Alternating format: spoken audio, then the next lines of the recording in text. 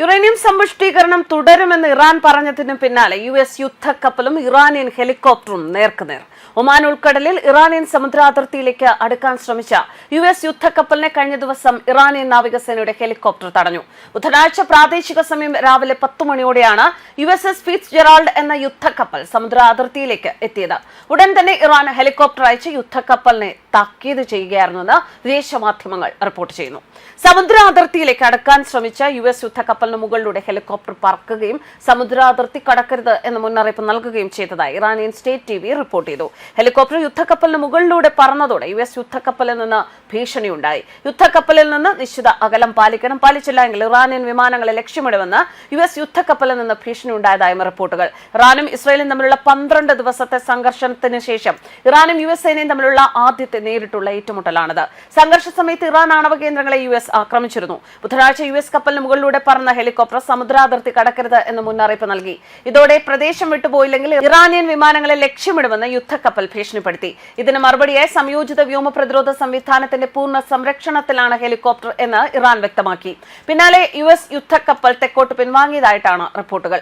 US യുദ്ധക്കപ്പൽ Iranian സമുദ്രാതിർത്തിയോട് എത്രത്തോളം അടുത്തായിരുന്നു എന്നത് വ്യക്തമാക്കിയിട്ടില്ല. Helicopter ഇറാന്റെ സംയോജിത വ്യോമ പ്രതിരോധ സംവിധാനത്തിന്റെ പൂർണ്ണ സംരക്ഷണയിലാണ് എന്ന ഇറാനിയൻ വ്യോമ പ്രതിരോധ സേനയുടെ മറുപടി ഭീഷണി വകവയ്ക്കാതെ മുന്നോട്ട് പോയ യുദ്ധക്കപ്പലിനൊരു അടിയായി. ഭീഷണി വകവയ്ക്കാതെ ഇറാൻ ഹെലികോപ്റ്റർ സമീപത്ത് തുടരുകയും ചെയ്തു. US യുദ്ധക്കപ്പൽ തെക്കോട്ട് ഗതിമാറി സഞ്ചരിക്കാൻ നിർബന്ധിതരായി എന്നാണ് സ്റ്റേറ്റ് TVയുടെ റിപ്പോർട്ട്.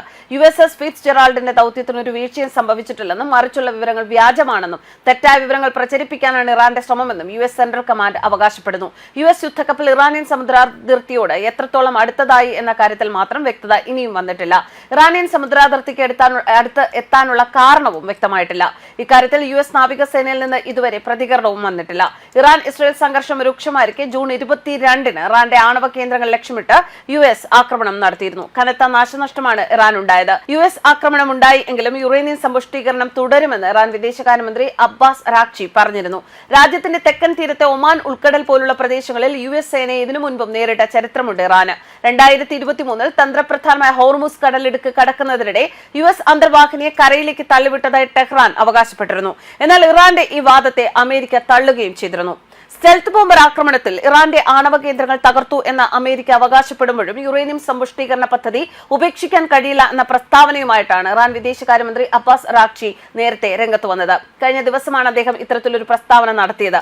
നാശനഷ്ടങ്ങൾ ഗുരുതരമാണ്, ആണവ സമ്പുഷ്ടീകരണ പദ്ധതി നിർത്തിവച്ചിരിക്കുകയാണ്. എന്നാൽ ഞങ്ങളുടെ ദേശീയ അഭിമാനത്തിന്റെ പ്രശ്നമായതിനാൽ ആണവ സമ്പുഷ്ടീകരണം തുടരുക തന്നെ ചെയ്യും.